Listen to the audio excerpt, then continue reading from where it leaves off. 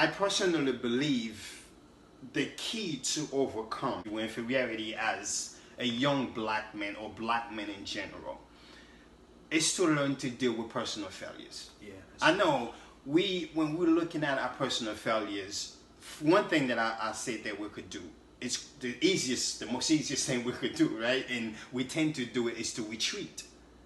When you're dealing with personal failure, it will come to your mind because we're looking for a place of safety. That's the reason why we retreat. We feel like, oh man, what are people going to think?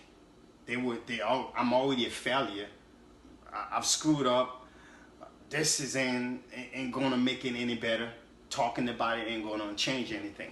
But I feel like we have to get or sit together like this to learn from each other, to learn how to deal with personal failures. And I think there's young men, young women, people out there, our age, your age, is coming up and wondering how to deal with these things. This is why we want to talk about questions or situation that people deal with on a daily basis that we ourselves has been through. Okay? We don't want to retreat anymore.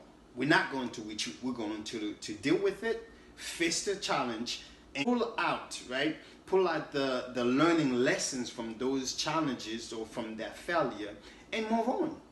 Because whatever happens to you, if it happens this morning, yesterday, last year, or whatever, how long it's been, the minute that it happened, it's past tense. You cannot undo it. What happened to you is not the challenge, really. It's moving ahead. That's the challenge. Oh, yeah. To overcome it on a daily basis when you yourself when that thing begin to replay in your mind, telling you how dumb and how stupid you are.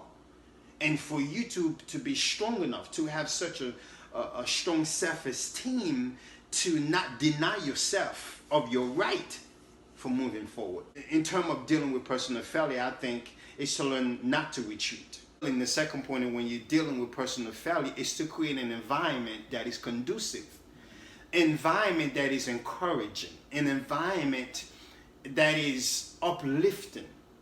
Because you already beaten yourself, right, for failing. You already feel bad about what happened.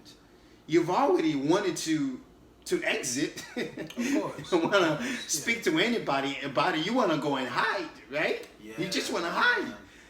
But when you in an environment that is conducive, an environment that is uplifting, not tolerance, but uplifting, who understand that your failure, the things that you went through, is not the end of your life.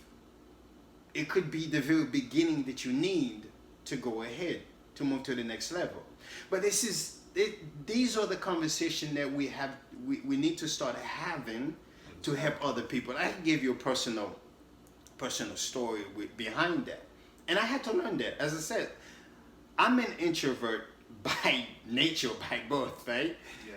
But I love to talk to people like that and share my past failure, my past experience, how I dealt with it, because you might learn something from it.